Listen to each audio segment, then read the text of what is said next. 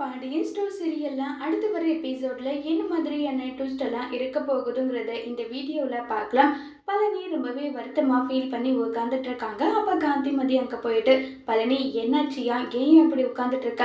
என்னுடைய அக்கா மாமா எல்லாரும் எனக்கு இப்படி பேசுவாங்க நான் நினைச்சு கூட பார்க்கல அத்தா. மனசு முழுக்க ரொம்பவே கஷ்டமா இருக்கு.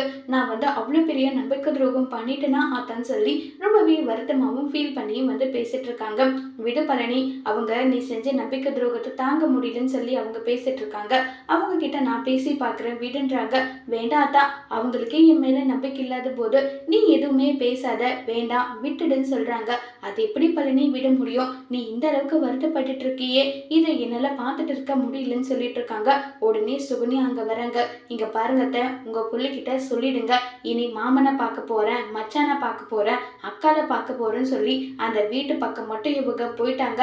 கண்டிப்பா நான் ராஜஸ்ரீயா மாறிடுவேன், என் வீட்டுக்கே கிளம்பி போயிடுவேன். இப்படி சூடு சொரணை கெட்டு ஒரு வாழ்க்கை வேண்டான்னு சொல்லி நான் படக்கு கிளம்பி போயிடுவேன் எல்லாம் சொல்லி ரொம்பவே கோவப்பட்டு பேசுறாங்க. ஏய் கொஞ்சம் இருடி, எதுக்காக அவங்க கிட்ட இப்படி எல்லாம் நீ கோவப்பட்டுட்டு இருக்க?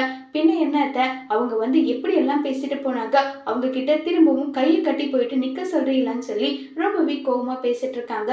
இதை கேட்டதும் பழனி, இங்க பார், நான் என் அக்கா மச்சான் எத்தனை முறை அசிங்கப்படுத்தினாலும் அவமானப்படுத்தினாலும் அவங்கள தேடி போக தான் போறேன்னு சொல்லி பழனி சொல்றாங்க. இதை கேட்டதும் சுகன்யா என்ன செய்யுதுன்னு தெரியாம ரொம்பவே வருத்தத்துல இருக்காங்க. அதோட இந்த பிரமவை முடிச்சிருக்காங்க.